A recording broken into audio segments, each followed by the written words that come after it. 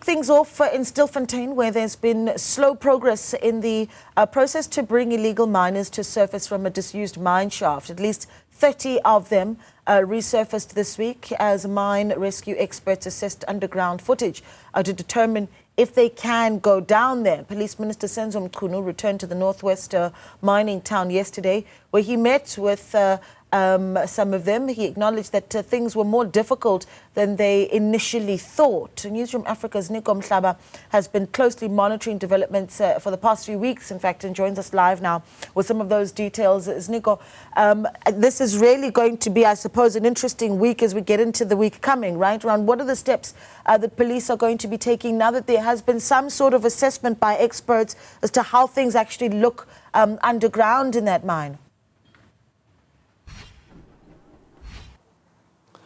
Well, Naledi, the past week we never saw anyone being retrieved from Shaft 11, where the experts are said to be retrieving those individuals who are still underground in the upcoming week, as the minister announced yesterday at the stakeholders meeting. Also, what was key from the meeting that was held yesterday between the minister, family members, and also stakeholders generally, whether it's unions, but also some organizations, human rights organizations, what was clear though, and the attitude of Minister Ziniko Mhlaba, if we were to compare it with his first visit when he came to Stilfontein about 2 weeks ago, there was a change, in demeanor, but also change in attitude, and also came with some positive feedback for all those who are interested in this particular matter. One of the key things was he came across as if government had really taken stock of how it has been conducting Operation Vala in this particular region, which is Klerksdorp, Orkney, but also Stilfontein.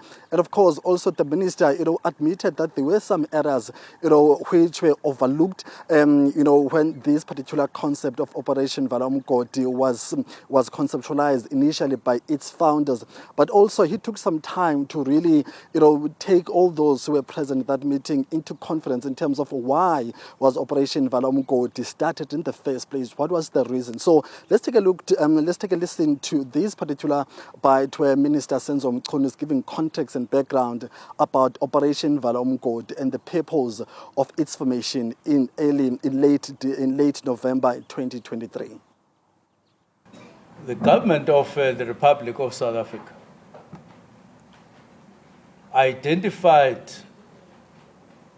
what government recognized as a problem.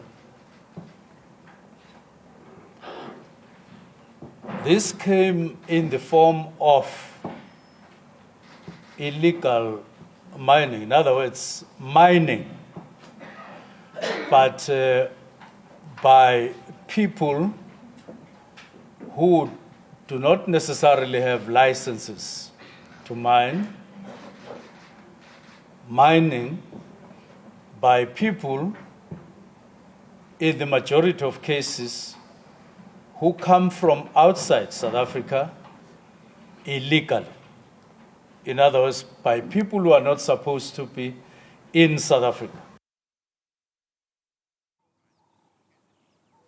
That's Police Minister Ziniko Mhlaba there, just giving the attendees of that meeting some context and background in the formation of Operation Vala. Well, we know that throughout the past weeks or so, Naledi, the minister or the operation itself was very criticized by unions, by human rights organizations, in terms of how it's really becoming torture to those illegal miners who are underground, in terms of not having access to basic service, but also the attitude of police officers, but also law enforcement agencies, in terms of not being considerate, when it comes to the why people are actually going underground, why are people risking their lives. And of course, those human rights activists and unions and also community members said that, they were participating or they're going, underground due to hunger.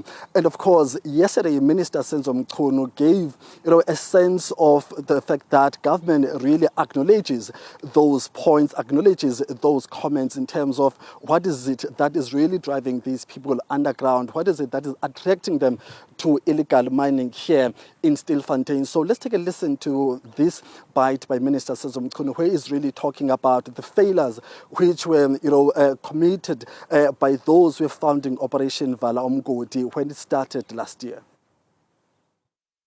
Whoever was involved in crafting Operation Valumkoti, aware or unaware, consciously or unconsciously, they also committed an error. But they were not alone in this. If it was national government alone, provincial government also made an error. Local government also made an error. Various organizations also made an error. The unions made an error by not pointing out that, please, if as you complete this concept and you are about and you've started implementing it, do develop a program to address poverty and unemployment.